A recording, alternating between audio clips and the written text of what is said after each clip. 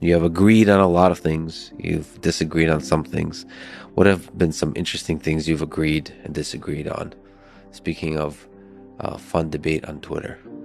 I think we agree on the magnitude of the downside of AGI and the need to get not only safety right, but get to a world where people are much better off because AGI exists than if AGI had never been built.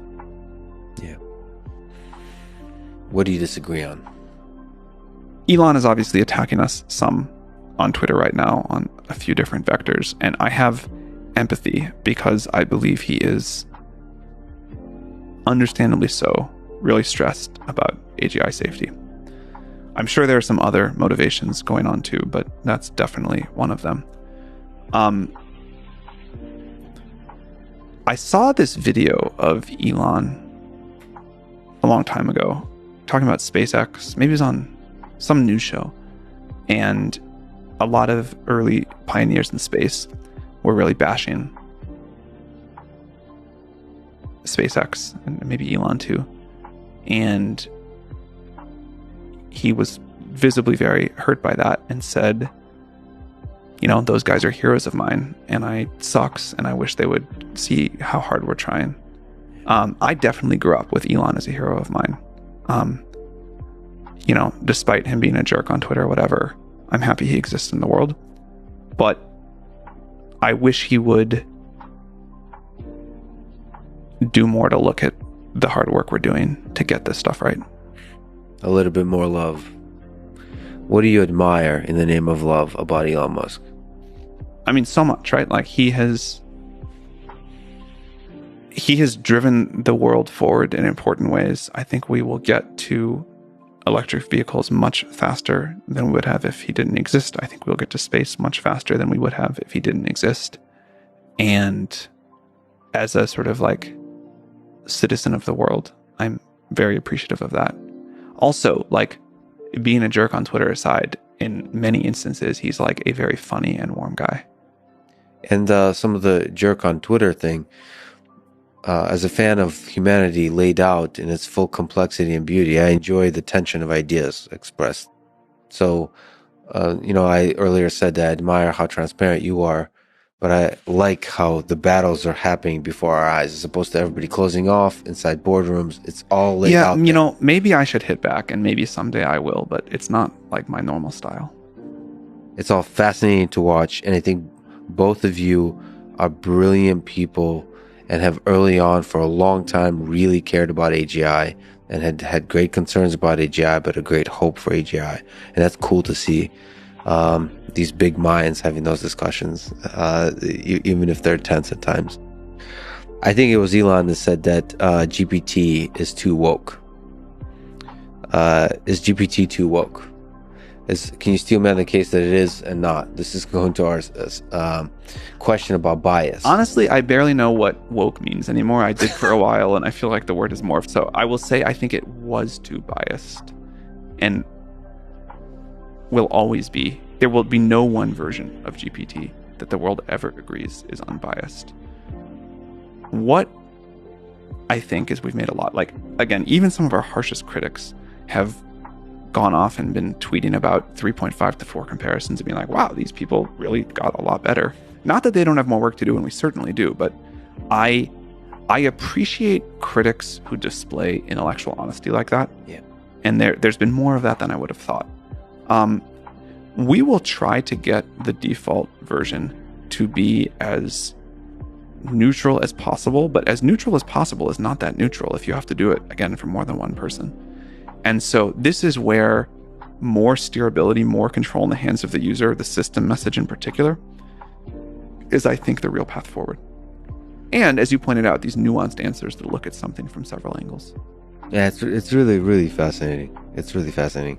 Is there something to be said about the employees of a company affecting the bias of the system? 100%. We try to avoid the SF groupthink bubble. It's harder to avoid the AI groupthink bubble. That follows you everywhere. There's all kinds of bubbles we live in. 100%. Yeah. I'm going on like a around the world user tour soon for a month to just go like talk to our users in different cities. And I can like feel how much I'm craving doing that because I haven't done anything like that since in years. I used to do that more for YC. Mm-hmm. And to go talk to people in super different contexts. And it doesn't work over the internet. Like to go show up in person and like sit down and like go to the bars they go to and kind of like walk through the city like they do.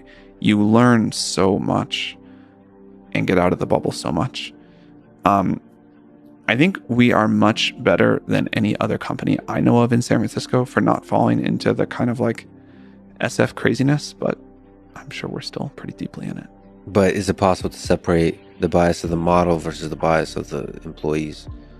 The bias I'm most nervous about is the bias of the human feedback raters. So what's the selection of the human? Is there something you could speak to at a high level about the selection of the human raters? This is the part that we understand the least well. We're great at the pre-training machinery.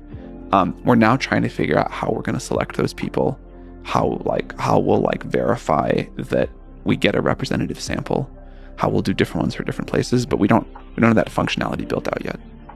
Such a fascinating science. You clearly don't want like all American elite university students giving you your labels. Well, see, it's not about... I just can never resist that dig. Yes, nice. But it's so that's a good... There's a million heuristics you can use. To me, that's a shallow heuristic because like any one kind of category of human that you would think would have certain beliefs might actually be really open-minded in interesting ways. So you have to like optimize for how good you are actually at doing these kinds of rating tasks, how good you are at empathizing with an experience of other humans. That's a big one. Like and be able to actually like, what does the worldview look like for all kinds of groups of people that would answer this differently? I mean, I have to do that constantly. So like, you've asked this a few times, but it's something I often do. You know, I ask people in an interview or whatever to steelman the beliefs of someone they really disagree with. And the inability of a lot of people to even pretend like they're willing to do that is remarkable. Yeah. What I find, unfortunately, ever since COVID, even more so, that there's almost an emotional barrier. It's not even an intellectual barrier. Before they even get to the intellectual, there's an emotional barrier that says, no, anyone who might possibly believe X, they're an idiot, they're evil, they're malevolent, anything you want to assign. And it's like, they're not even like loading in the data into their head. Look, I think we'll find out that we can make GPT systems way less biased than any human. Yeah. So hopefully without the... because there won't be that emotional load there. Yeah, the emotional load. But there might be pressure. There might be political pressure. Oh, there might be pressure to make a bias system. What I meant is the technology, I think, will be capable of being much less